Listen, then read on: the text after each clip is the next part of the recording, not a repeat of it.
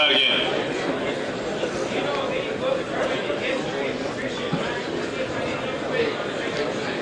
No, sir. No, I don't.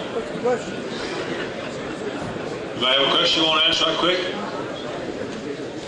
I don't mean a general question like who is Napoleon's third wife. I don't.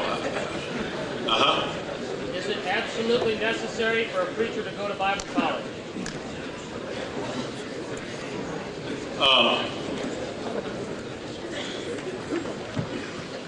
I think it.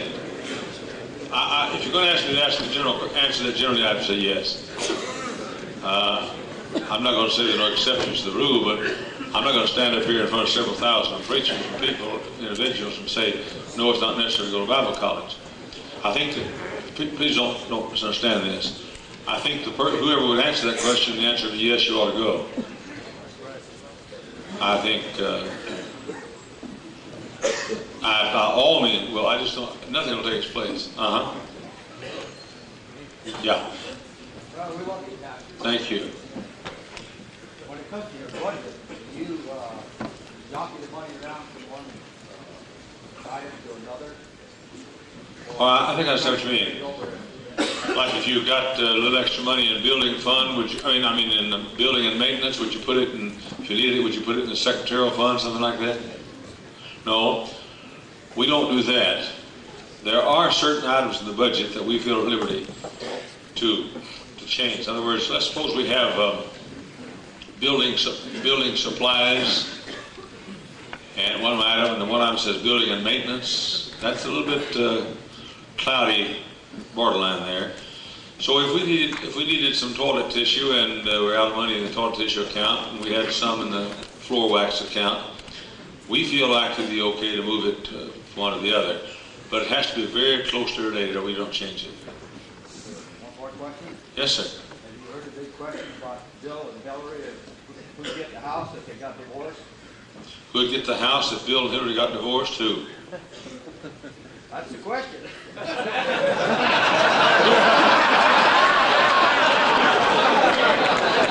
want the answer? No. Haven't heard.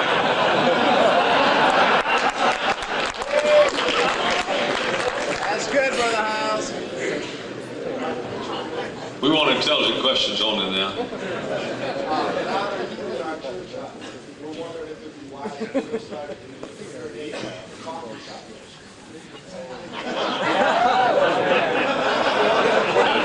Don't misunderstand me. I don't mean to be unkind.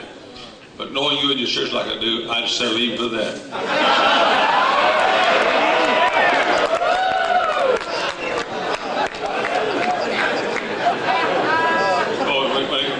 When a guy as stupid as you are challenges a guy like me, it's suicide, they call it.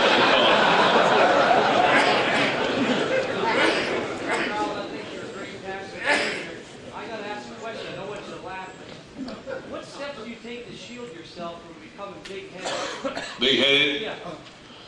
It's just one of my great talents.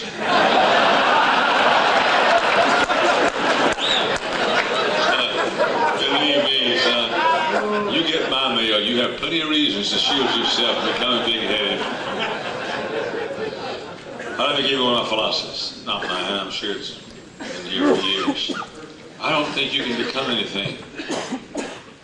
I don't think you can become humble or become anything. I say to my people, I say to my ladies in my church, don't try to be a good wife. Don't try to be a good mother. Don't try to be a good Christian. Those are wrong motives. Instead of trying to be a good wife, how about trying to give your husband the best wife you can get? Amen. Instead of trying to be a good mother, why not try to be everything your children need? In other words, I don't try to be a good pastor. I try to feel the needs of my people. So you can't become anything, but you can forget yourself and lose yourself in the needs of others. And then I never think whether I'm a big shot or not. So some nut reminds me. I'm sorry. No, but I never think about that. I really don't. I haven't got time to think about that. So you can't become a good anything. You can be to others what they need. and then let the becoming take care of itself. That's what the judgment seat's all about. When starting a new church, like some of the men were talking about, what do you use, or how do you go about having some people go to the children and Sunday school for those first few months? Who do you use for Sunday school teachers? How do you go about that? Well, when I started 16 churches, way back when I was a young man, and there have been times when I taught the adults, my wife taught everybody under the adults. There have been a few times when I taught everybody. I do not decide the size of the class with what I think the size ought to be. I decide to determine the size of the class by how many qualified workers I have. So, like I say, back then when I started some churches, I started churches under tents, and we had no place to meet at all. We just all met under a tent for Sunday school, and I taught them, and then we got behind the pulpit and I preached to them, to everybody. I've done that numbers of times. Yes, sir. Any advice on borrowing money for buildings right now? You know, whether to do it or not, or where to get it, or what? It'd be an individual case. I'm not against borrowing money. I don't think the Bible, I don't think you owe somebody something as long as they have collateral that can cover what you have of theirs.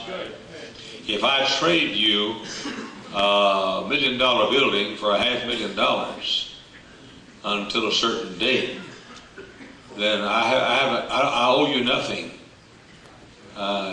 We owe each other something. We have traded, that's all. I've given you first lien on my building, and you've given me your money, so we've traded that. But as long as the collateral can be cashed in to equal the note, I said nothing wrong with it. But I could not stand up in front of a bunch of people and say whether you personally should borrow money or not. I don't know your situation. I definitely would not borrow on my projected income. I'd borrow on my present income. And I also would not borrow more than 25% of than one offering a month to retire. Okay? With the depressed economy and so forth, we're getting a lot of people needing food, things like this. How do you determine who you're going to have? We've got a lot of transits just driving through, people in the city. How do you decide? How do I determine who gets the food? Anybody ask for it? We have, as often as we need it, we have a food shower for our church. And that food shower is just for canned goods, canned vegetables, canned fruit, canned meat. It's just for canned goods, that's all. And we bring it with a truckload, and we keep it in a room. Anybody that asks for any food, we give it to them. We don't feel like we're taking too much of a chance there. You know, not many folks can sell canned goods somewhere to buy beer. But so we give it to anybody that asks for it, and we keep it on stock all the time. Anybody else?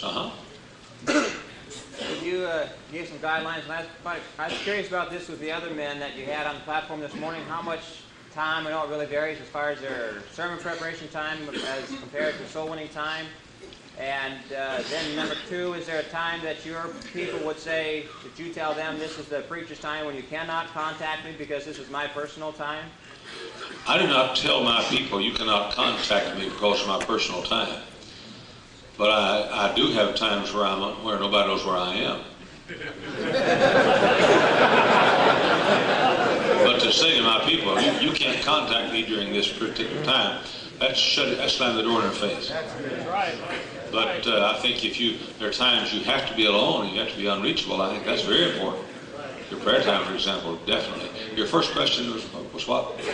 I was curious about the men that were on the platform this morning about their preparation time, or maybe you can answer that personally yourself. Sermon preparation for Sunday night, Wednesday night.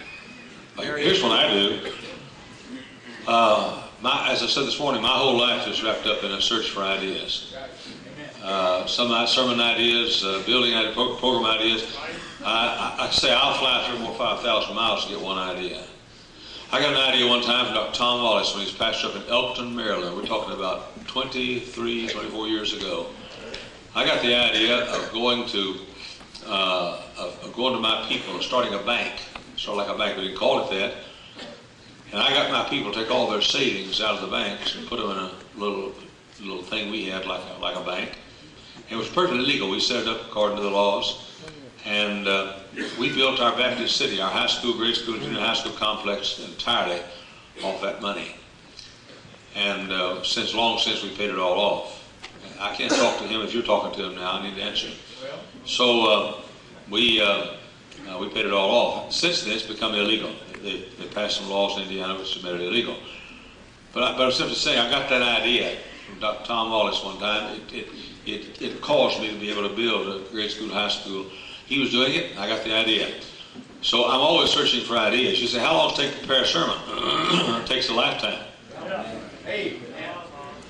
If a person reads the Bible enough, studies the Bible enough, knows the Bible enough, That's right. then he becomes his own personal reference. And so here's what I do. I have in my briefcase right now a manila folder. Son, would you be seated back there, please? I have in my hand a vanilla folder, like I have one of these in my briefcase. I'm constantly outlining sermons that I think my people need. I have probably right now 40 completely outlined sermons, all ready to preach. I've never preached them, that are in that manila folder that I think my folks are going to need before long. So I try to outline, instead of 2 sermons a week, I try to outline 4 sermons a week. So I'll never get caught. If I were to get bad sick on a Saturday night and all of a sudden, or some week, and just too sick to study, and but I felt well enough to come on Sunday, I'd be okay because I keep ahead all the time. But I spend 20 hours a week at least in definite sermon thought and preparation. It's not all the same time. But my whole life is that. My entire life. I've got it right here.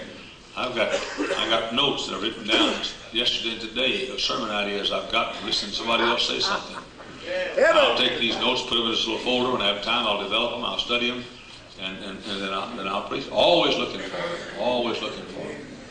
But I have one more question. That'll be all.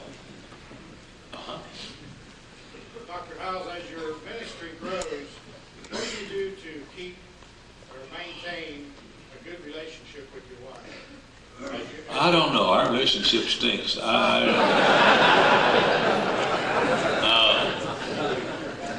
Okay, I tell you, I think it's important to schedule time. It's important to have a certain set time. We've made a big thing at our house through the years about meal time. To me, I believe in the family being together at meal time. There are other things too, but I'm a firm believer in that. Well, I grew up that way where when it came time to eat, everybody went to the table. When I go to the table, for example, to eat, I'm always dressed exactly like I am now, except without a coat. I never go without a tie, shirt and tie. I never go with a sports shirt. I always go dressed. I mean, it's a pretty big deal. I wish I had time to go into that. I taught a class on that. But I just think schedule is the answer. Schedule time for everything you're supposed to do. Okay. Let me just have 1 second here.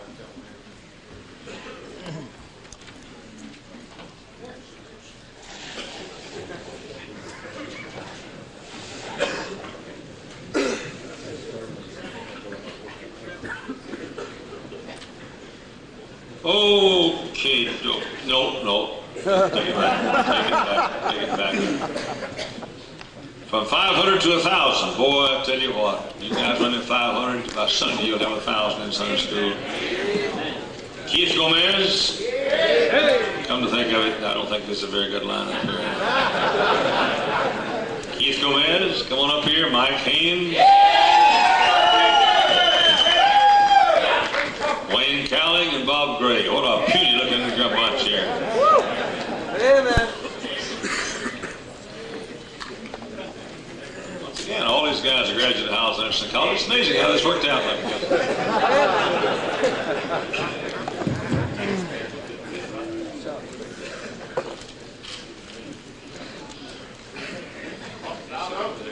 I made a mistake, fellas. I should have started off with the weaker ones that work toward the top. What I should have done. Keith Gomez and I, it's back before I lost weight and before he gained. We happened to bump bump into each other at the Pittsburgh airport. And lo and behold, we're going to the same place to preach. We didn't know it. There was a little commuter plane. He and I went up in front of the plane, sat down together, and the stewardess came up and she said, "One of you fellows will have to move to the back to balance this plane out." And I had to go to the back of the plane, and it still didn't balance it out. But anyway,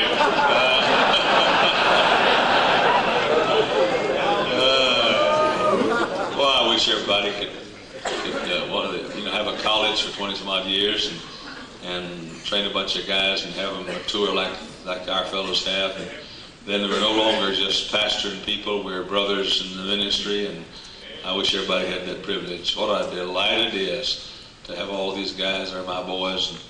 And so we're going to teach you how to go from 500 to 1,000. The three of them are. Keith Gomez is going to teach you how to go from 1,000 to 500. Get up here, Keith. Tell us in 30 seconds how to go from 500 to 1,000. Go hunting. Notice I got him off his cuff. Okay, give us some ideas. Basically, our ministries are built, all of our ministries, if you have the right type of churches, are basically built on soul winning, Sunday school, and buses. And so, first thing I did when I was around 500 is I got very dissatisfied with what I'd accomplished. Many times we get satisfied with our accomplishments instead of challenged by our commission. And so I got very dissatisfied with myself and my accomplishments, understanding I got saved later in life and I wanted to do a lot of catch up. So we began to organize very, very in detail our Sunday school work. I incorporated a lot of Sunday school ideas from Brother Hyles and Bob Smith, one of my former pastors, Ensming and Norris, and got them all together and really organized a tremendously super detailed organized Sunday school whereby every visitor is visited as a hot prospect immediately before the next Sunday. Every absentee is visited by that Sunday school teacher or group leader before the next Sunday. And this helped. We went to a grading system where we began to grade the Sunday school teachers and departments. There's the departmental side of the grading system, and then there's an individual teacher. Teachers are graded in their Sunday school. We have a computation sheet of which you fill out, etc. And then you may be on the bottom one Sunday. Doesn't make you a bad teacher. It just means that maybe the other folks worked harder than you, made all their visits, made all their contacts, did the soul winning, etc. Came to the teachers meeting. All this is graded. If you end up at the bottom continually, it only means that there might be a problem in that Sunday school area and with that teacher. That would give the pastor an opportunity to be able to sit down with that teacher and discuss maybe some of the problems that they're having. One particular situation in our church, the teacher remained at the bottom for quite a while, and I called them in. What had happened was they were very sick for a time period. Then they began to work, and their boss made them work where they could not make their visits. Now, you don't fire a Sunday school teacher for that. What you do is you get somebody to make that in that class to make the visits for them until at which time they can continue their visitation and soul winning. And you're able to judge your teachers like this and have some sort of accountability.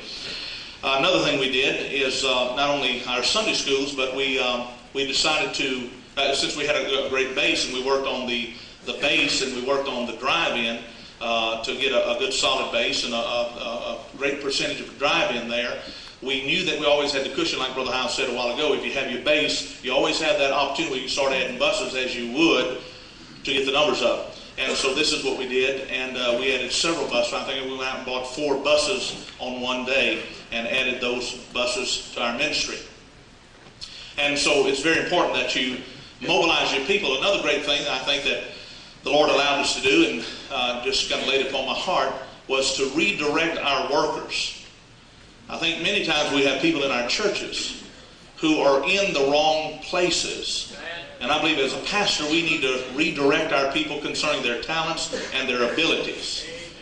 And when we began to do this, we had men going out soul winning that never had anybody saved and never had anybody down the aisle.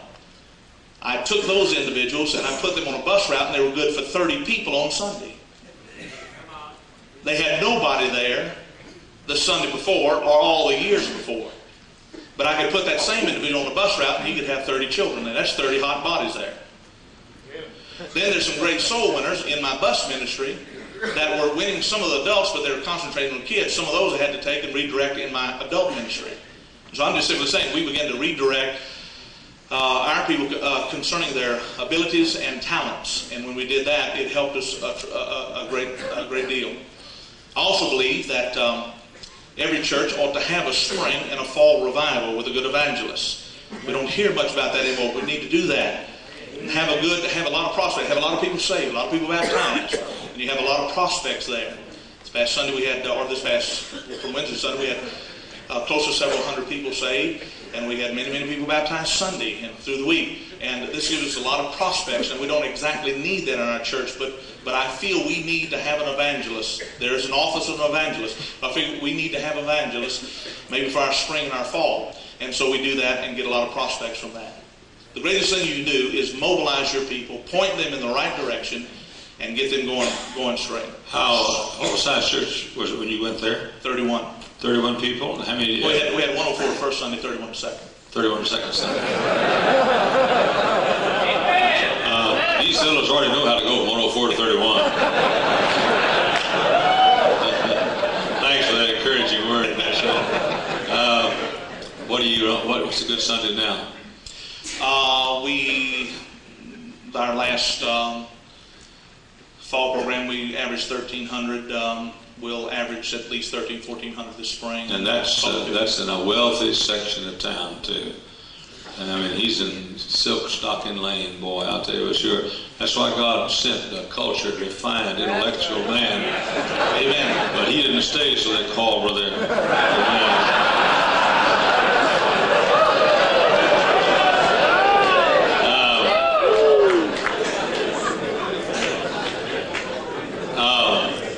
Anything else?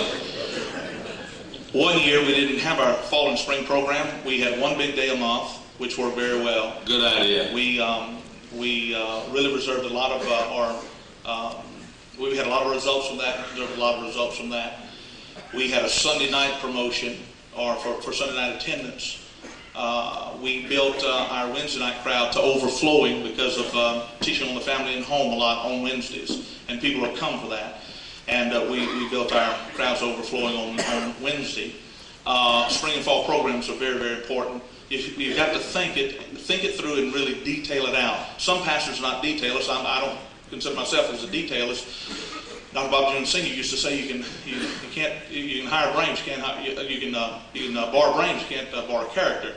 So I borrowed some brains, and I got a detail man. He details a lot of this stuff out, and it's really excellent. We just had a spring program of a beast feast where we had all of my trophy heads. I hunt quite a bit. I take some time with my boys and we hunt. Brought all my trophy heads into the auditorium and put them all around the walls. I just got back from Alaska, killed a big moose. We had that moose head there, had caribou, had all whitetail, etc. And we had a beast feast. Now on that day, we had a potluck for the drive-in. So on Sunday morning. On a Sunday morning. We had our ladies brought in the vegetables and desserts, and we had maybe 3 or 4 tables this way, about four in a row, or 3 or 4 in a row. Then at the end of those tables were big old crocks full of the game that I killed, that the pastor killed. This one was a big moose. And over here at the end, there was venison. And at this one, there was bear. I killed a bear with my bow. And then over here, there was a wild boar. And behind the pulpit was another big moose, right? Yeah, that's right. And the guy loses 10 pounds, he keeps...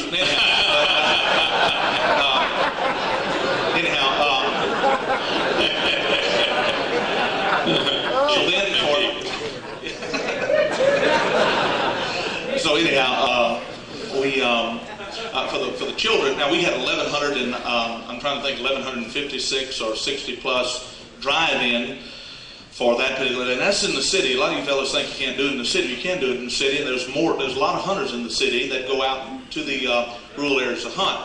And these hunting things are good, and this sort of stuff is good. They'll come out. But we had city slickers with bread sopping the pot. I mean, they ate every piece of the wild game and was licking the pot from this. That same particular day, we had manna from heaven for the children. We had 1,110, I think, 1,110 children that day. We had manna from heaven. We hired a helicopter, and the helicopter was hovering below the trees.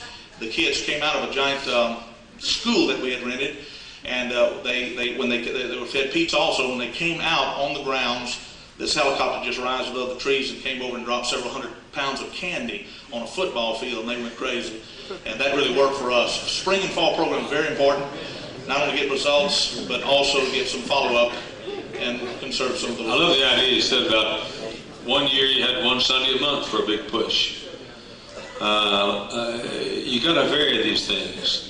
I'll tell you a good thing we do sometimes, or we've done, especially in smaller churches. We have try it. Everybody try it for 1 week. Everybody goes to Sunday school 1 week. Everybody goes to church for 1 week. Everybody comes back on Sunday night for 1 week. Everybody comes on Wednesday night for 1 week. Everybody tithes for 1 week. And just try it. One year we had what we call Fruitful February. We asked everybody to come to church Sunday morning, Sunday night, Wednesday night, and tithe for the entire month of February. We called it Fruitful February.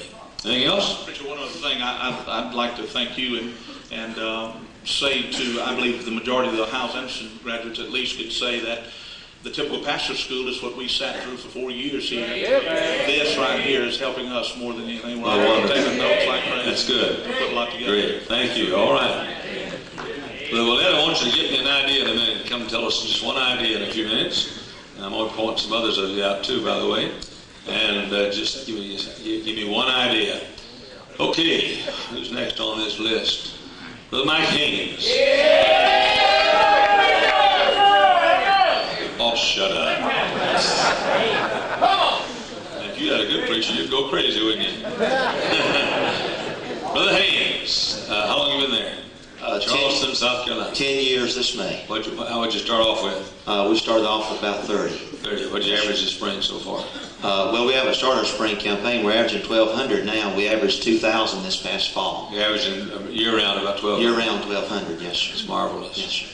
Well, we want to get to 1,000. Get us there. All right. Preacher, the thing that's... all these notes here? Oh, no, sir. Those are notes I've taken from other people. Oh, good. Oh, yes, Praise sir. the Lord. Yes, sir. And that's what I was got about a to service say. at 7 o'clock tonight. Okay, yes, sir. I've only got 50 of them here, so it won't take long. You want to bet? The thing that's helped me more than anything else is when I got to 500, I didn't stop coming to pastor school. I'll tell you what I've seen down through the years. I've watched men get 500, 600, 700 in Sunday school, and then they think they know it all. Well, so I'm going to tell you, I took more notes from the fellas that told us how to get 250 than I have anybody else today. Because I'm still learning. And I made up my mind that pastor school was a must every year. And I promise you, if you'll do what you've been taught this week, and you'll walk with God, and you'll pray, and you'll love your people, and you'll preach the Word, you will grow to 500. And you will grow to 1,000. Because it works. Don't ever stop coming to pastor school. And I'll tell you something else. A lot more of you preachers need to be at youth conference. I get so many ideas at youth conference that help me all year round, not just with my teenagers. So the thing that's helped me more than anything else is I've kept coming to pastor school ever since 1981. And I came to pastor school, then came to Hyles Anderson and got out, and I've come to pastor school every year. Another thing that's really helped our church grow from 500 to over 1,000 is we have every Sunday night we have what we call victory time. Well, I'm going to tell you, it's the greatest thing in town all week long. I go through all of our Sunday school classes. We have 39 Sunday school classes, and we have 17 bus routes. And I have every bus captain stand and every Sunday school teacher. And they'll tell me how many they had in their class that day. And then I also want to know not only that, but how many they had saved and how many they had down the aisle that Sunday. And they get up in church. I'll do something like this. And I'll say best 15, Brother Kenny Howard. Kenny, what God do today? I gave it 63 preachers, 13 bishops, 7 saved, and 3 baptized. Amen. Boy, that's great. I mean, everybody claps and shouts and carries on. I made up my mind we're going to have more fun and more excitement in church, and you're going to have it at Stupid Amway meeting. Now, that's why Amway's growing and your church is not. I'll have a Sunday school teacher stand up, and I'll say, 8-year-old boys, Brother Courtney Godsoe, tell me what God did today. Sir, had a good day. We had 3 saved, 2 visitors, and 32. Amen. Amen. Got anybody baptized? Yes, sir, 1. And 1 in the water. Amen. That's great. Now, I'm going to tell you, that is every Sunday night. We look forward to getting in there and having our victory time and finding out. Now, it takes about 25 minutes, but it's probably the most important 25 minutes that we have all week long. Another thing that we do is we've turned our liabilities into assets. We started in a junkyard. And I'm constantly reminding my people of our heritage. I think heritage is important. And I'm constantly reminding, now look where we came from, folks. Only God could do that.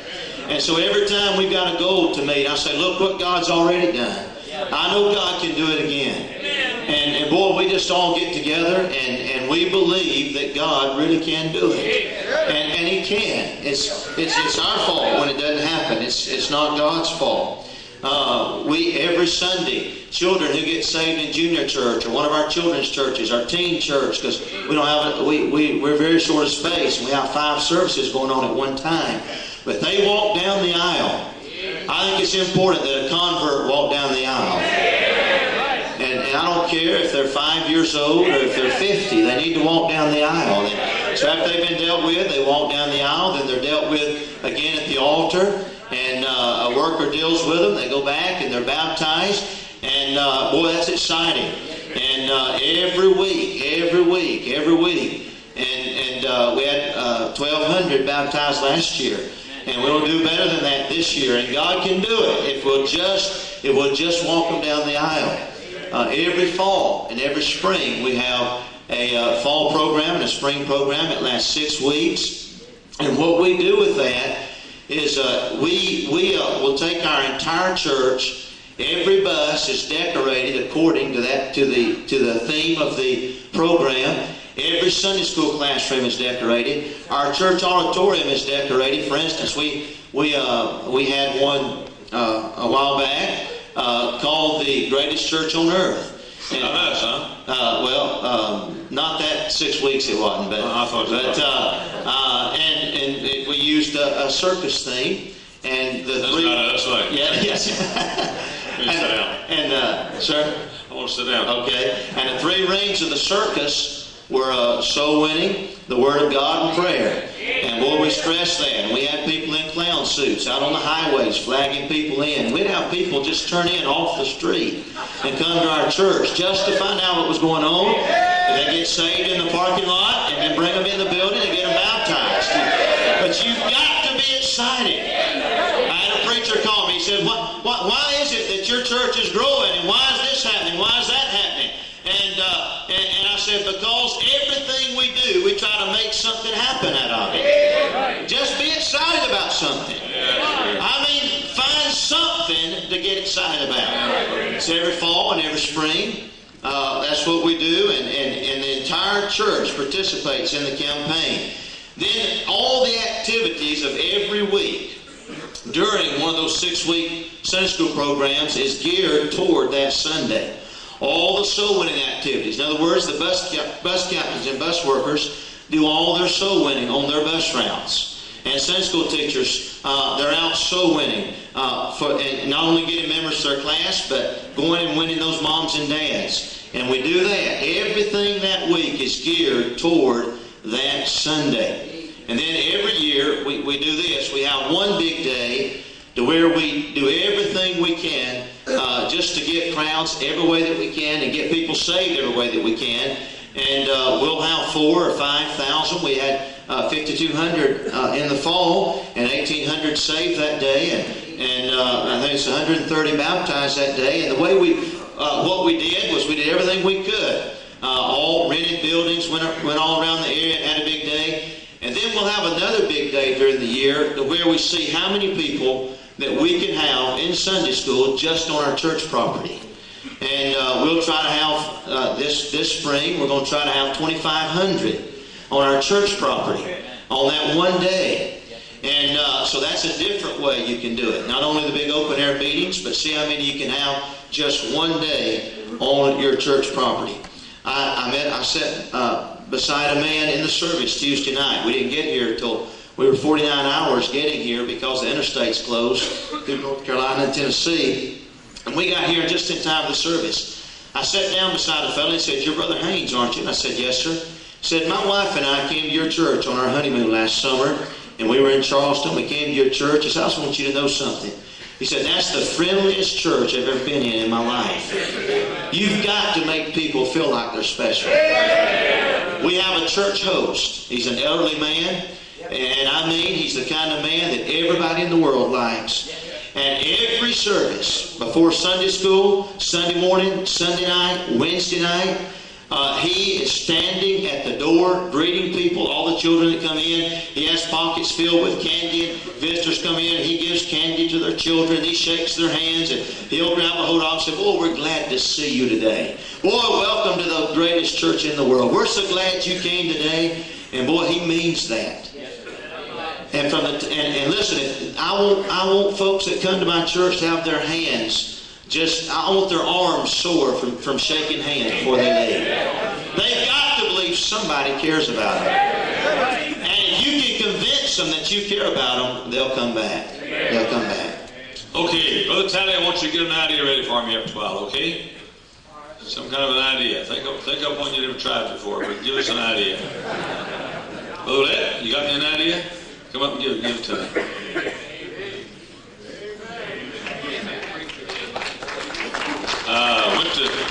How long you been there? 18 years. Started off with how many? 50. Parking lot, you had to swim through to get to the auditorium.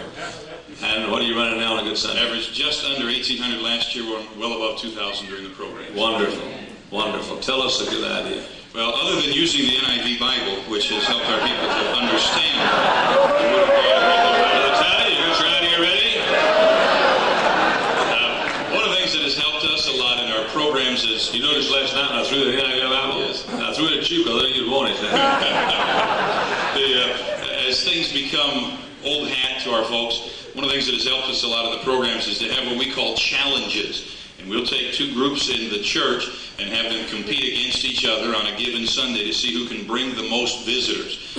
One of the best that we do is divide between the school staff and the church staff. We did this last spring and had 134 visitors in a Sunday school out of the church and the school staff against each other. And then we'll have some kind of an award. In that case, the person who brought the most visitors from the winning team would throw a pie in the face of anybody on the losing team that they wanted to. The exception would be that if the person on the losing team had brought at least 5 visitors of their own, then they would be exempted from having a pie thrown in their face. And we do that after the service in the gymnasium. Sometimes we divide the Fisherman's Club against the deacons. Sometimes we have our bus workers, and most of our buses are afternoon Sunday schools with B, C, D, and E, etc. As soon as we learn another letter of the alphabet, we add another Sunday school. And we sometimes have them work to bring visitors for the drive-in Sunday school. So on one Sunday, the bus captains not only visit their routes, they try to have some visitors there at 10 o'clock. Excellent idea. We had this. We switched one year. Foster Club and Fisherman's Club ran the bus routes, and the bus routes were in Foster and Fisherman's Club did the soul winning, and they switched jobs for a few weeks. Go ahead. Well, another thing we've done is have 2 adult classes go against each other. We've had 2 soul winning groups go against each other. One time we had 2 groups of men. We just picked 6 or 8 guys for each side, and then for every visitor that they brought, or every 3 or 4 visitors, they got to add somebody to their team. And after the evening service, we had the 2 teams have a tug of war over a muddy pit. So the one with the most visitors had the most people and pulled the other team through the mud. Thanks a lot. Notice everybody's excited. There's just some way we can do it without getting excited. Brother Callie, how long have you been there? 6 years. And what did you have when you went? We had about 180. 180, and what are you running now? Around 1,100. Around 1,100. Isn't that something? I bet you Mac could do it too. You're as pretty as he is. Get the microphone off here. Tell us how to get to 1,000. I was in pastor's school 3 or 4, maybe 5 or 6 years ago. Use that microphone. It was Church with a Heart. I'd seen it 10, 15 times. And you talk about reaching Chicago. And I'm 20 minutes from Atlanta. And that night my heart was broken for Atlanta. Atlanta's 70% black. And you said something along the lines that you need to reach the people God's given you. You need to get. He said, God gave us Chicago. We're reaching it. So I went back and we had the opportunity to take a rescue mission. We now own and operate that rescue mission that reaches probably, we feed 100, 125 a night, 365 days a year. We have mostly black men that come in. We started a Bible Institute with them. We now have 20 or 30 that have been called to preach. We have 20 in the Institute right now that are some white fellas, but mostly black. We like them better. And these fellas came off the streets, were saved, baptized in a Bible Institute, have to complete the course. It's a 6-month course for the first one, and then we have another year course for them. Most of them have been called to preach. Within the next pastor's school, my heart was burdened for the black community in Atlanta. With the rescue mission there, we started an afternoon Sunday school, and we went from 500 to 900 in 1 week. We have 400 in our afternoon Sunday school. It's run by the fellows that we've trained that came off the street. Are they coming into your church? Or are they... Yes, on Sunday morning, those fellows come in. They're in our services. Sunday night, we bring them back. They help run the services at the rescue mission every night. And then we have about 300 or 400 on Sunday afternoon that we reach. How many of those black people would come to your church on Sunday morning? We probably have 70 or so, 50 to 70. And they stay there, you might say, a few days at the mission. Which fellows now? The fellows at the mission. Now they stay there they stay there at least a year. But is that the ones you bring? We bring we bring 20 of those, and then others just have filtered in. Oh, I got you. Okay. We had that many. It gave us a great burden for all the folks around us. Well, then the other things that we've learned, I went to Bob Gray's a couple of years and decided that instead of baptizing 300, I needed to baptize 800 or 900. And we've done that. I think you can do that. I think anybody can do it. I think if they go and you can get one if you want one. Then I decided to finance it. I learned from Brother Willett on stewardship. He spent many hours alone with me, teaching me, and then I taught my people on stewardship so that we could finance these programs. And then we started a cell division where we try to get as many people teaching Sunday school as possible. Amen. We tripled our Sunday school teachers. Small classes. Yes, the smallest we could get them, and we have as many of those as we possibly can get. Along with that, we have greeters at the door. We try to account for everybody. Then we have the deacons, have the church divided up under the deacons, and each of them are required to call everybody in their group that misses church. We have the whole church divided up by name. Every new family is put up into those areas, and those deacons each week call everybody that misses church. I don't care what they miss it for, they call them. And then all the visitors are divided up, and they get a visit. We have another ministry called Families Reaching Families, and they're divided up into areas, and we have so many families in each area, and every visitor that comes, no matter what age, that Sunday night, the card is given to these Families Reaching Families, and they have to visit them before the following Sunday. So they get a visit from me, from a staff member, and then from these other families in the church each week.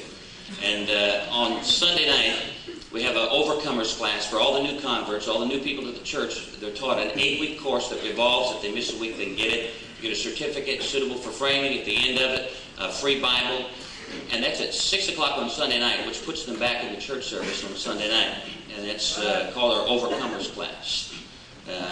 Then I guess the biggest thing for me has been priorities. Brother Willett taught me a long time ago, and I hate to keep mentioning, but he's had a big influence in my life. He taught me that I needed to know God. And you taught me that too, but he on a very personal basis, and I've made that the top priority, that I just know God. I want to know God. Amen. And then my family. I have 4 sons. One's here at Hyles Anderson, 2 more coming here, another getting married next month. And my boys would rather be with me than anybody in the world. And they're turning out the Lord's blessing. And that's been a priority, that I didn't lose them along the way.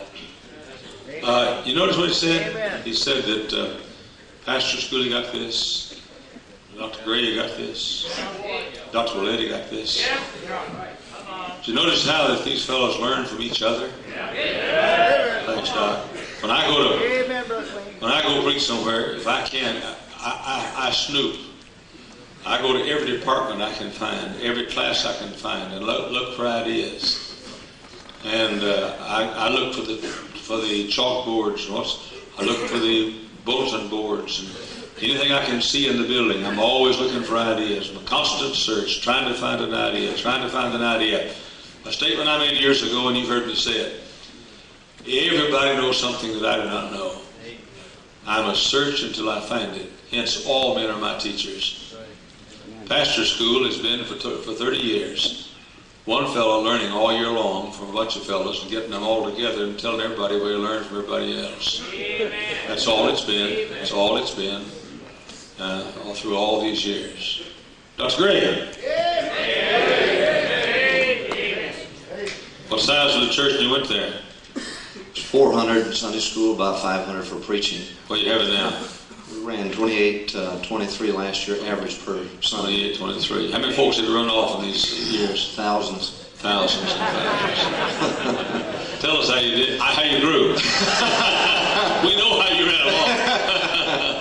Well, we, of course, everything that these fellows have said, I say amen to, especially the thing about coming to pastor school.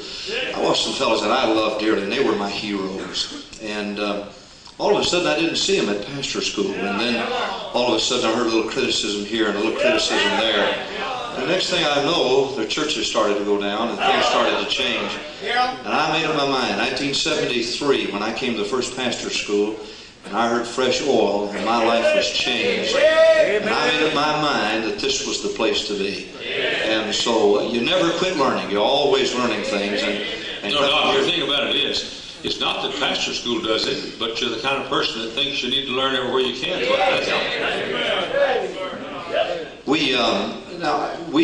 I had 400 and 500, but preacher, it blew up in my hands, and I had 189 left.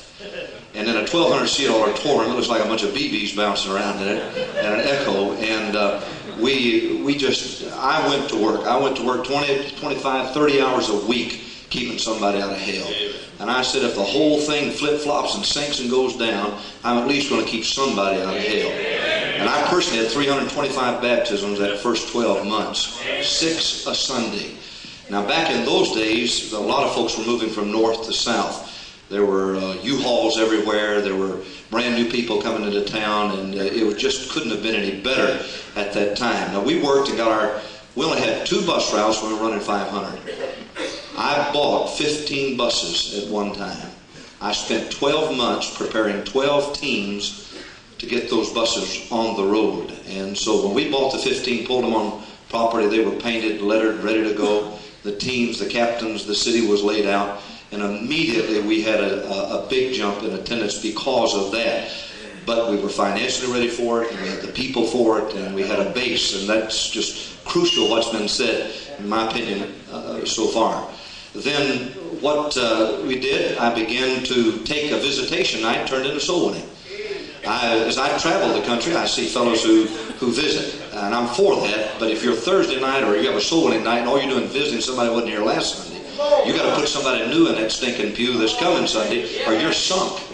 So I made up my mind personally that I was going to keep somebody out of hell, get them down the aisle, get them baptized, and then motivate my Wednesday night crowd, get 75, 80% of my Wednesday night crowd to make one gigantic, huge meeting on Thursday, get them pumped up, excited, and just simply say, everybody go get one. And I said that visitation program's a cuss word around here. We don't use that on Thursday night. It's soul winning. And so it'd be a big joke. People walk around and say, I'm going visiting. Hey, we don't cuss around here. It's soul winning.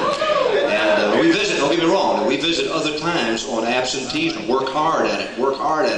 Every pastor on the platform has a list, an absentee list. They fill it out of people that are missing. I dictate a letter to every family that misses before I leave town on Monday morning. When I get back Wednesday, there's a list of people that I'm going to call and I'm going to go see. And before the Wednesday night service, I personally go by and rap on their door and say, hey, I sure missed you Sunday, and we love you, and anything I can do, let me know. I use cliches to get some excitement. Everybody get one if you wanted one. Don't come back till you get one. A lot of things like that, which are kind of catchy at our place, and Thursday night soul winning is it. I mean, it is the happening at our place, and of course we provide times at other times. The services are exciting. I mean, somebody say amen.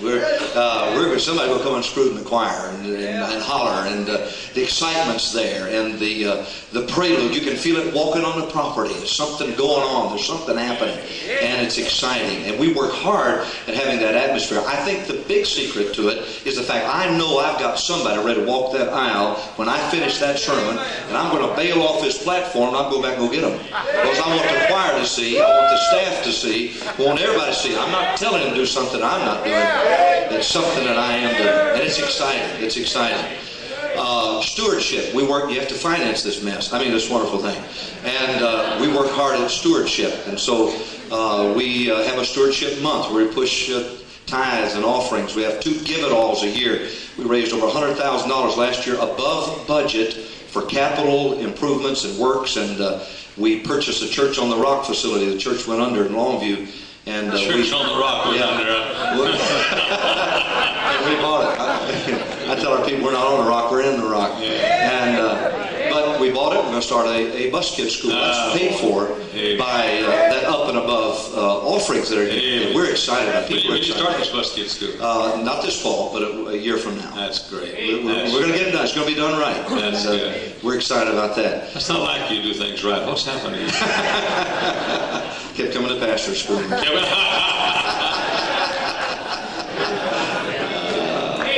But we a lot of things that we work on in trying to get just little things like handshaking time in a service. We'll stop rather than have the visitors stand. We have the people stand there, members.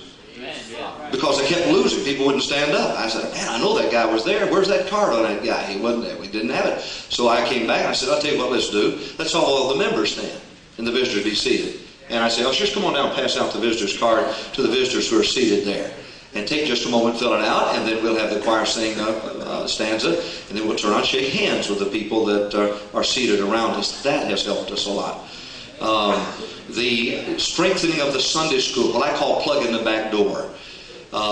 Getting your Sunday school teachers to visit absentees, having accountability that's necessary, paperwork, forms. I love forms. I can create them. I love them. And it helps me to be able to put on one spreadsheet what everybody's doing. I've got one entire sheet that I look at that tells me everything that's going on. Starting afternoon Sunday schools has been a big help to us because we'll run 1,400 on property. And we don't have the facilities now we're going to be building. We're building a balcony and some other things we're going to be doing. We built some educational space. But afternoon Sunday schools, which we learned here. And you have those in your church? Both on church and other properties that we rent or that we're buying. And so we do that. That helps us. Plus, it gives everybody, and we don't double use workers. Everybody uses the same procedure here. No college students on the A Sunday school. Good. And but we provide opportunities for them to do. But we do not. Now we have 40 bus routes, but we only have 27 physical buses. So it helps us on insurance. It helps us on cost. We double, triple use the properties and plus allow folks to get involved at a time that's convenient for them to get involved.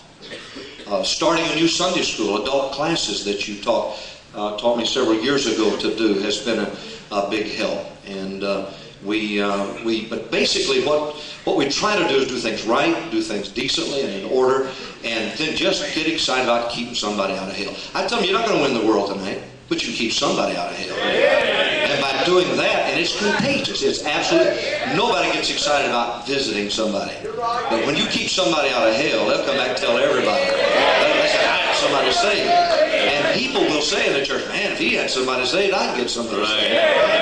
And it's exciting. It's exciting. And of course, what keeps me going, it's not, I didn't announce my attendance for 10 years. because of, and folks would laugh and they say, yes, because he hadn't got any. But if you come to our building, it's full on Wednesday night. It is packed on Sunday night with the choir up, not going down.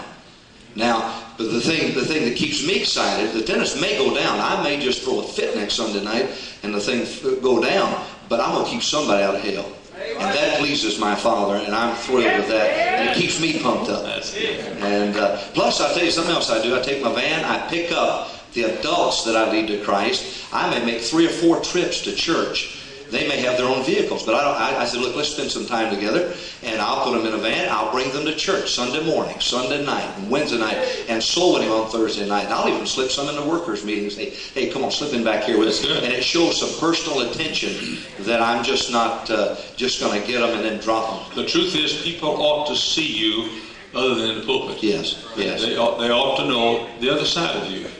That's so vital. We've started a lot of clubs for Thursday night to take care of the children that are coming. And so we start some Eagle Club, anytime that type of a name, organize it, and it helps because then the parents come, they have a place for their children to go. We train them to win souls. They have to go soul winning, which means the parent then's got to take them out at another time, cause them to spend time together. Another big emphasis that I place is on my family. The emphasis. Our family had 398 baptisms last year. Amen. Our family. That's Mama Bear, Papa Bear, and all the little baby bears. And we had 408 the year before. We started that here. You're going down, aren't you? Yes, we're slipping. We'll check on it. Pastor school. But we started that here when we were on a bus route in Gary. We took our family together. And I wanted to make sure that, and we went to Joliet. We were part of the first D Sunday school here at the college. And I wanted to make sure that my family was there with me, and our kids love it. It's exciting. It's exciting. They just buttonhole people, win people to Christ. And I love to see my children walk the aisle with converts by their side. Yes. And I have never had a Sunday preacher since 1976, since I've been pastoring, that I've not had one of my converts down the aisle and in the water. And that was a commitment that I made here before I became a pastor. I made up my mind it could be done, and I'm just going to do it. And it's exciting. That's great. And I'm proud of all these guys. Thank you very much. Brother Tally, nothing out of you?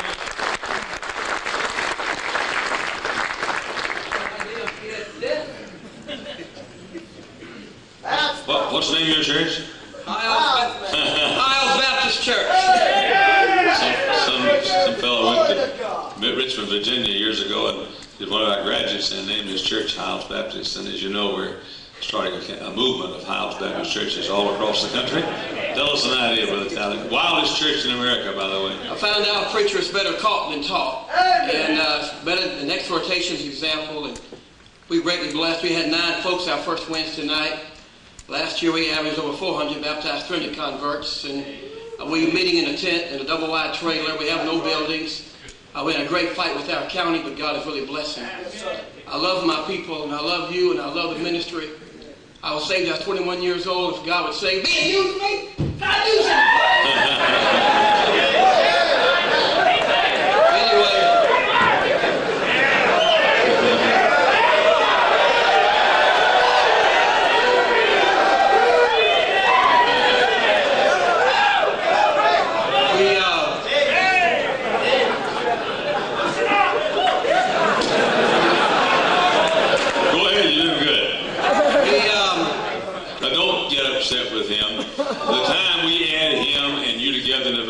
We'll have an average person.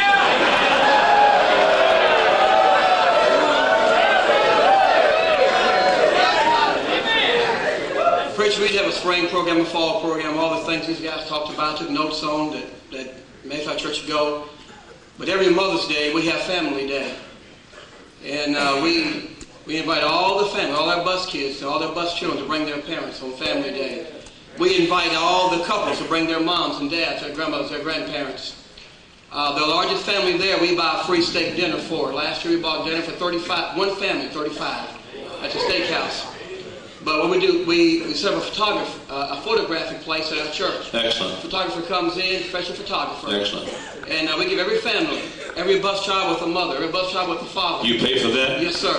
And they come in and we have dinner on the grounds. All our kids get to make get free McDonald's or Taco Bell, and we bring all our food, and we'll put a big tent up, have a big day, and while we're taking pictures, other folks are eating, we have pony rides, but we just make it real big, and they bring all their families. And little kid will say, Mama, they're going to take my picture today, and I want you to come take a picture with me. Amen. Knowing she wouldn't come. But that day she'll come, I'll get that picture, take it to the home, win Mama to Christ. Amen. It's been real good for me. Amen. Thank you.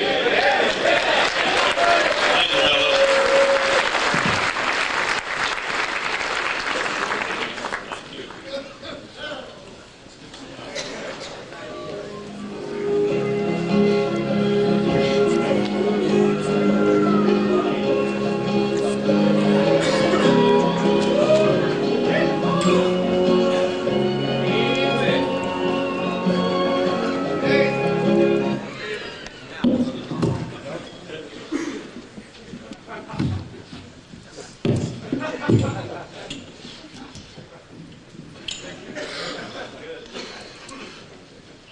Boy, I don't know about this pastor school. I mean, I come here and I get all fired up, you know. And then but I want to go home in my church and put all this in practice, and then, but my wife ain't gonna like it.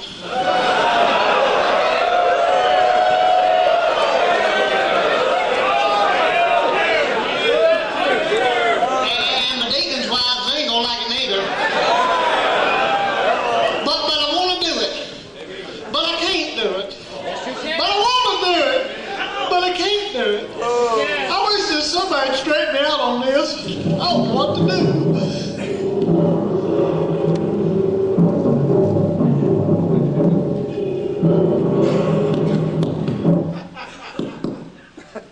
Hey. Pardon me, sir. Yeah? I couldn't help but overhear you as you were musing with yourself. Yeah. Let me introduce myself. I'm General Custer. I think that I can straighten you out on the Bible. You see, we have just finished some archaeological, biblically, theologically sound excavations. And we think that we have finally uncovered the cover of Vaticanus. And we want you to have the unparalleled privilege of seeing it first. Shazam! This is it? This is what y'all dug up? Vatican cookbook? Excuse me, sir. What is that thing, Buck? It must have something to do with the marriage of the Lamb. The marriage supper. At any rate, what you need, sir, what you need is 10 to 20 Bibles so that you can find God's Word trickling through the golden pipes somewhere. Yeah, that makes sense, don't it?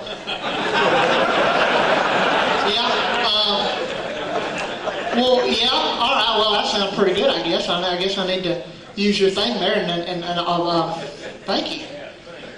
You'll read this new revision with pleasure. Well, thank you there, bud. Appreciate it. What in the world I'm going to do this thing? Well, that ain't the only thing there. I mean, well, I know I got to get straight on that there book and everything, but they're saying something else about the church or something like that. And I couldn't figure out what in the world they're talking about.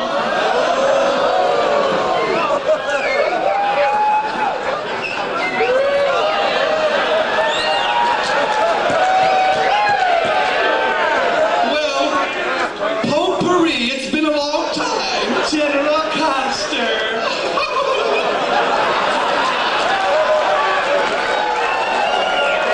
How are your wife and children doing? Oh, they're wonderful. How is your family? Oh, so good to see you. What? Potpourri? That's me. I thought something smelled kind of fruity.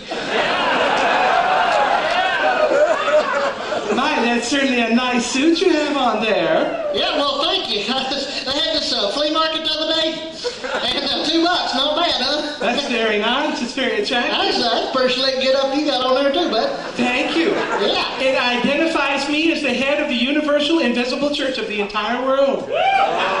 Shazam, you something, ain't you? Well, in a matter of speaking. Yeah.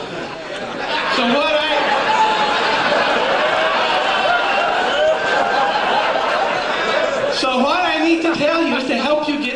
down on your silly doctrine of just a local church. You need something more expansive. You need something of a bigger scope. What you need to do is to cooperate with us in the Easter sunrise service. You weren't there last year, were you? No, well, no, I forgot what day that was. So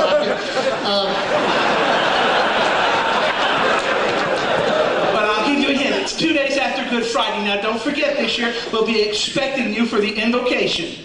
The what? The invocation. Well, I appreciate it, but I don't know nothing about that. Why don't you just have me come lead opening prayer? How's that? That would be fine. Well, okay, that's fine, I guess. Shazam! Look at these guys. I got a hold of the general over here. This here dude all in the white there, and they want me to come give invocation, buddy. I must be something, man. They get me straightened out. Boy, I think I can do it now, fellas. Thank you very much. I appreciate it. Woo! And it's still the blood that saves. Oh, wait. Stop. Don't sing that song. Huh? That is not in the original. It ain't? You should not be singing that song. I think you're not feeling well. I know just what you need. Yeah. Oh, nurse! This is just who you needed to see. This is Nurse Kevorkian.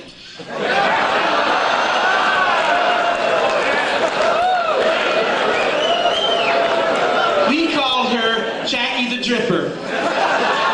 She'll fix you right up. Hey, how you doing? Let me help you. Do I need help? Yes, is your blood feeling poor and tired? Well, of course it is, lady. I've been pastor school all week. It'd be hard too. Ain't eating nothing but them continental breakfasts and them box lunches all the time. Your blood beats hard too. Well, what it is I thought I heard you singing that song about the blood of Jesus. Well, yeah, blood. Oh, well, see, it's not the blood that counts. See, the blood ran out a long time ago and just ran on the ground. It's the death of Christ that counts. Oh! Ain't the blood, it's death. Yeah, and believe me, I know death. Yeah, I get the point. Well, what about them fellas over there? I mean, I don't know if I can trust them. I mean, how do I know if I'm going to be straight? How do I know if they're all right? Well, let me check them out spiritually. I'm the nurse, you know. Oh, yeah, okay.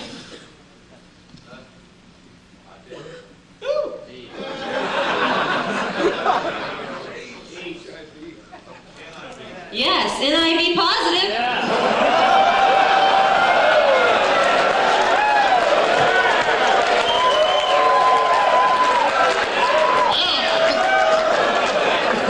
I reckon I'm all right then. Yeah? Well, would you like to come now and get your blood drained? Just come with me. Drain? Well, ain't that a transfusion or something? Oh, no, we drain the blood.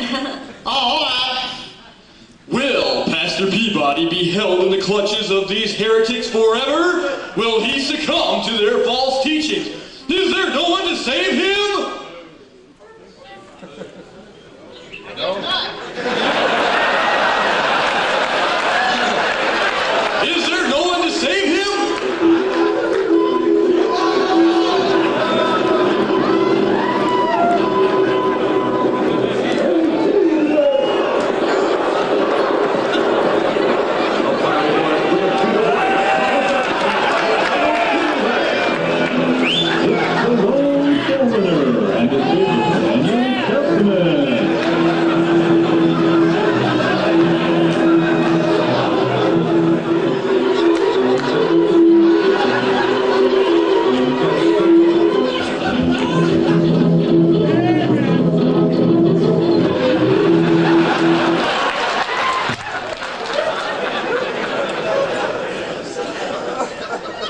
Chemo Christian.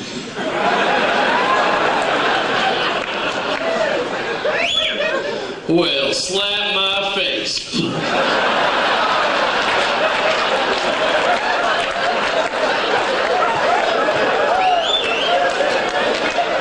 Testament, what are you doing? Me being an obedient servant. You're going to be a dead servant if you don't watch it. Well, cut my legs off and call me Shorty. Testament! Remember what happened the last time you did that?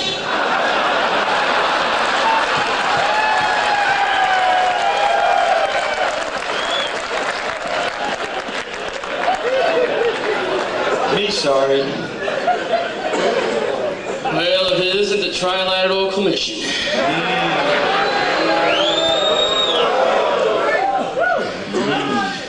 Whole Pope chops.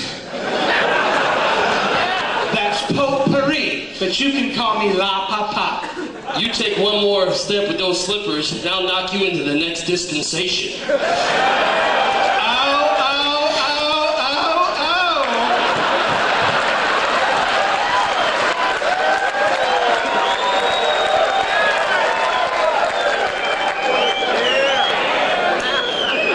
Testament, take care of him. Give him a Christian, me take care of him.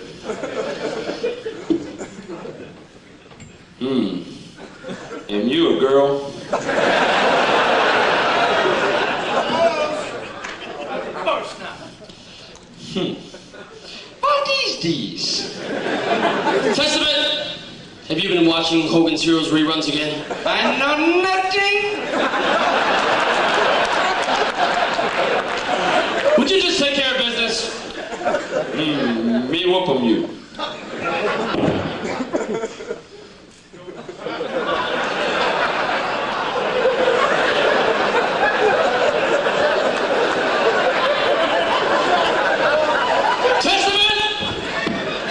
What are you doing, breakdancing? Oh no, me show you breakdancing. Testament!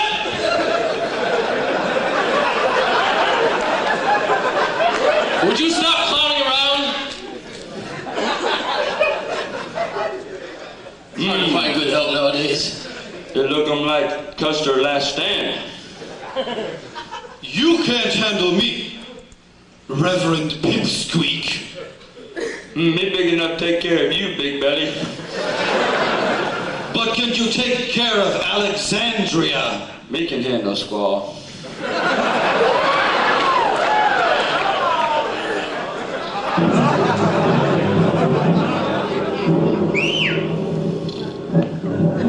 Keep a big Squall. Carry much firewood.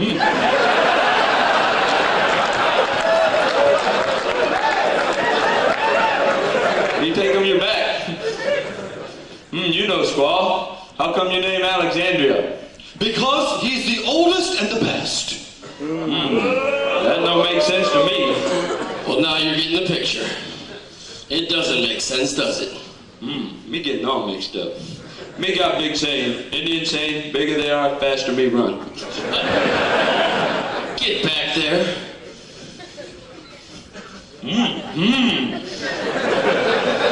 Gimo Christian. Wait a minute, I'll handle this one.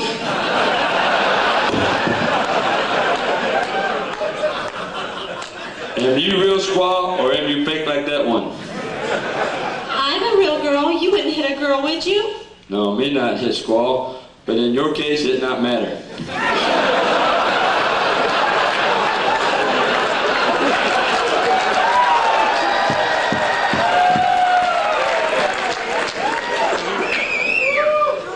Me learn chop from Braves games.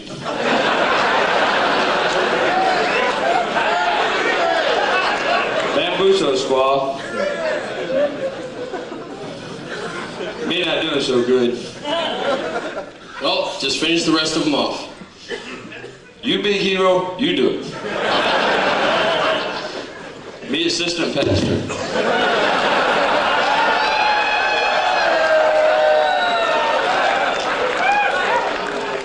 Will this be Custer's last stand? Will Potpourri get burnt? Will Nurse Kevorkian bleed? Will the lone soul winner rescue Pastor Peabody? Tune in next time for the Lone Soul Winner!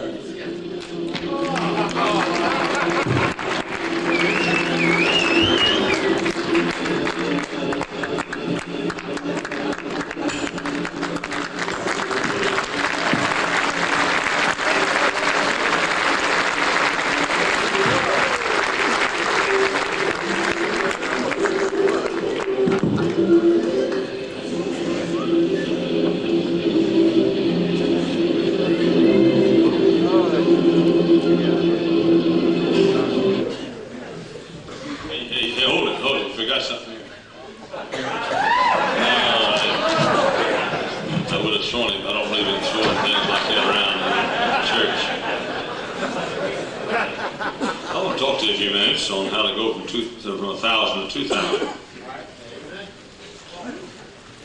And I realize that this is only going to affect about 400 of you. But I want to say before I start that when you get up around 2,000 people, and of course one of these days you're going to be there, it's a whole new ball game. When you grow from 100 to 200, it's a big day. You grow from 2,100 to 2,200, it may be that folks are a little better health than they were last week. When you have 20,000 people, you can fluctuate 2,000 or 3,000, and nobody's going to know about it. And it's a little harder to excite people about a big day. That's one reason why we excite folks about rallies at a Coliseum or Pentecost Sunday and things like that. But if you keep on growing, keep on from, say, we pass 1,000, and I'm not going to talk about my size church. I'm going to talk about a church that has 1,000 in Sunday school and what to do from there on. I have about 13 things I want to say. First is, from the time that you get to 500 in Sunday school, your growth will largely depend on your staff, on the choosing of the right staff. I may mention this morning that everybody, I may mention the matter of production and maintenance. I never hire a staff member just for maintenance. Every staff member we have has to produce and maintain. For example, I hired, my assistant pastors, most of my assistant pastors teach adult Sunday school classes. Now, their job is to get new people. Their job is to maintain those that they have. I will not hire anybody that doesn't produce. And I don't mean just bring folks down the aisle. I mean have a job of production. Everybody's got to have a job of production. For example, I would never hire just a full-time music man. Not at all. I would not pay a man just to take care of the music. I just wouldn't do it. Now I may pay a man to take care of the music and also build a Sunday school class, adult Sunday school class. But he's going to have to produce somewhere or other. By produce, I mean the number on the attendance record and the number of folks in the water. You don't bring them in the water, you go working somewhere else. In other words, I want production. Brother Jeff Owens, for example, has an adult Sunday school class. That's basically maintenance. He has the Teenage Public School Bible Club ministry. That's basically production. Brother Roy Moffitt has an adult Sunday school class. That's basically maintenance. He has also the Fisherman's Club. That's production. I said Ray Young or Jeff Owens a while ago. Brother Ray Young has the bus ministry, and that's basically production. He also works at the college, and that's maintenance. All of our men have to produce as well as maintain. I will not hire anybody just to produce. I will not hire anybody just to maintain. Everybody's got to be in the production department and the maintenance department. Now, I'll say this. More churches stop growing because of mistakes hiring staff than most anything else when you get to 500 in Sunday school, or 1,000. Ask Mike Haynes about that, about disloyal staff member. And there's nothing. Ask anybody about it. Ask Bob Gray. Ask anybody about it. A disloyal staff member can do you irreparable harm. I don't care who your staff member is, how little liked he is. He has some people in the church like him more than they like you. Now, how you hired, and don't hire for talent. 3 things. I will not hire anybody for talent. I will not hire anybody who's lazy, and I will not hire anybody who's a pretty boy. I won't do it. If he walks down the street and sees a mirror, looks in it, I won't hire him. If it takes him over 2 minutes to comb his hair, I won't hire him. I mean, I don't want a pretty boy. I can put up with anything other than a pretty boy. And a lazy guy, I can't put up with stuff like that. I've got to have somebody that produces. Now, my staff men don't have hours. They don't have to have hours. I tell them to produce, and that's up to them now that they're hours. I don't have to do that. I got kind of fellas that'll work more hours than they're supposed to work anyway. But I watch them carefully. I don't hire quickly. I watched Jeff Owens for 3 years before I hired him. I want to say this. When you get 500 folks in Sunday school, from then on, your big success or failure will be on whom you hire. Number 2, when you get to 1,000 in Sunday school, much of your growth is going to have to be on new ministries. New ministries.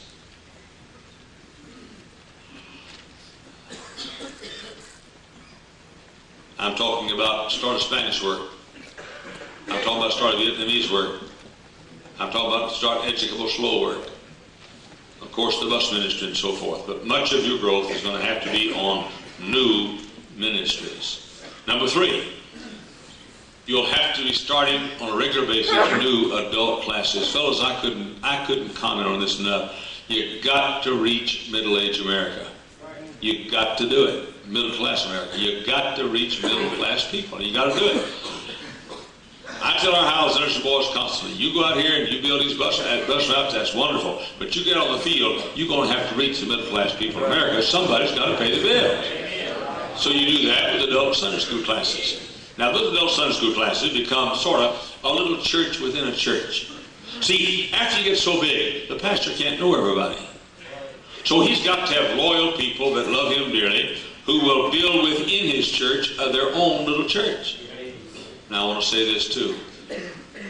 One of the great secrets is going to be how you're able to share assistant pastor with your people. You're going to have to grow in grace, and I mean grace. Because more people ask Johnny Colston to perform their funeral service than ask me.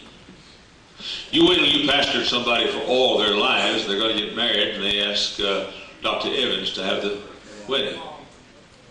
You're sitting in your office, and 100 yards from you, in the building you built, is the person that you pastored all their life. But you can't be with them a lot because the church is big and they don't know you very well, and somebody else is performing the wedding of somebody you love like your own life. You love your own life. Now, a lot of men can't take becoming pastor of a big church because they cannot take sharing their assistant. Now, some assistant pastors are saying right now, boy, I'm sure glad you're saying that. I hope you die before sundown. I'm not talking about you wanting the kind of pastor that shares the people with you. I'm talking about you wanting the pastor to have all the people and him wanting you to have some of the people too. I'm talking about you sorry rascals that say, I'm glad my pastor. If you said I'm glad my preacher heard that, I wouldn't give a dime for it. I'd like to hire you so I could fire you.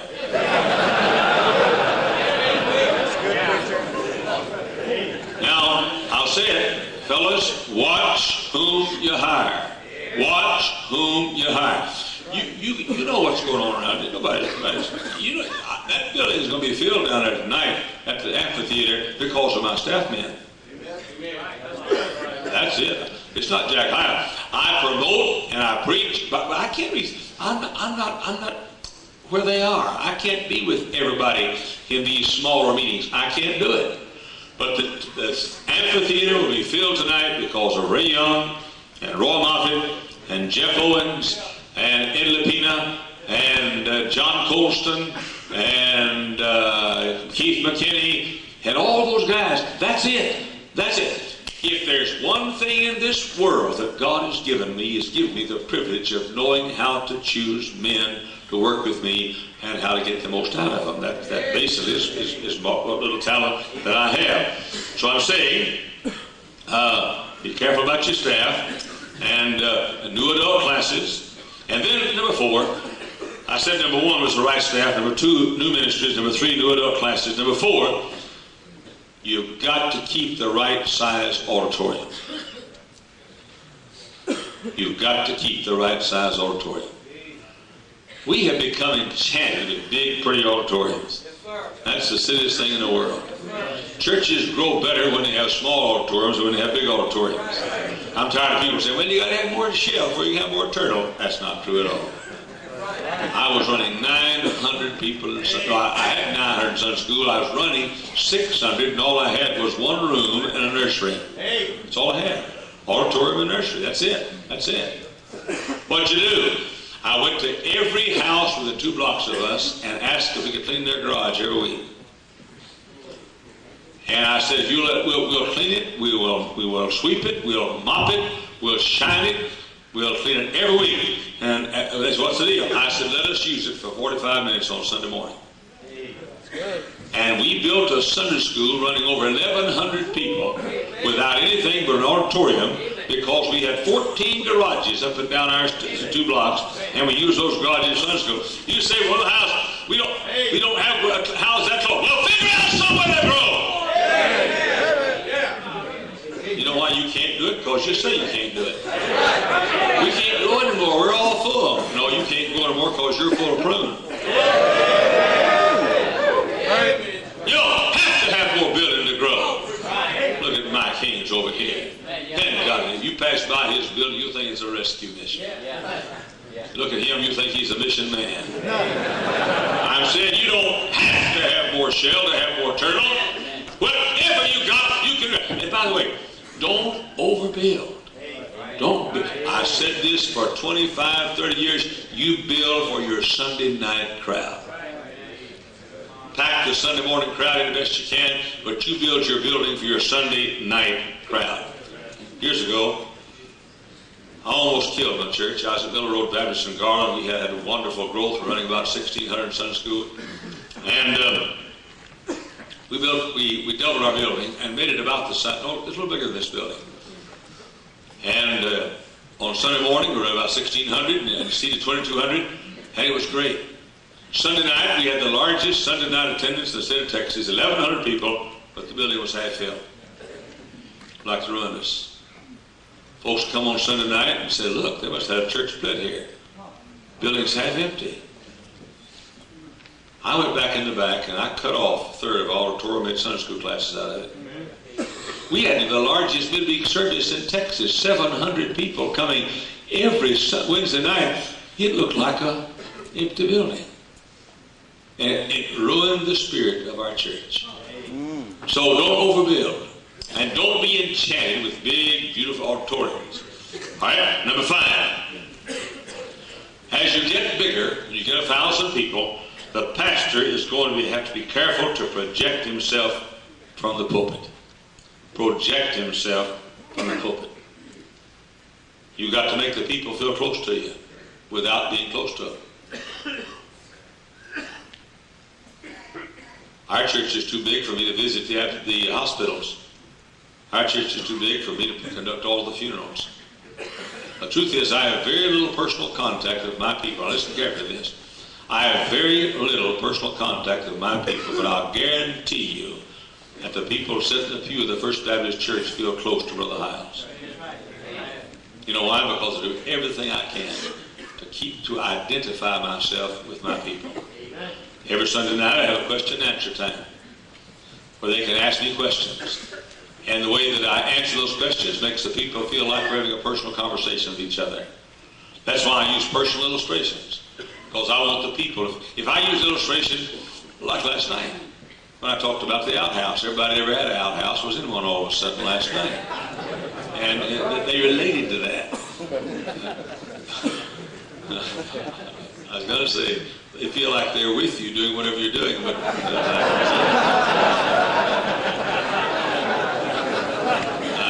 can't say make them feel like they're going to the outhouse with you. But anyway, you've got to make the people feel your humanity. I tell our Hyles Anderson boys, I say, let your folks know you have feet of clay, but never take your shoes off so they can see your feet. But always, always let your people know you're human, and be sure you love them, and let them know you love them. And so project yourself in the pulpit. Turn the heat, the air cooler back there, would you? It's getting real hot in here. Turn it away, real down real far. Okay. Number 6, the staff must teach the people 3 things. 1, the preacher loves them. As you get bigger, the staff has got to convince the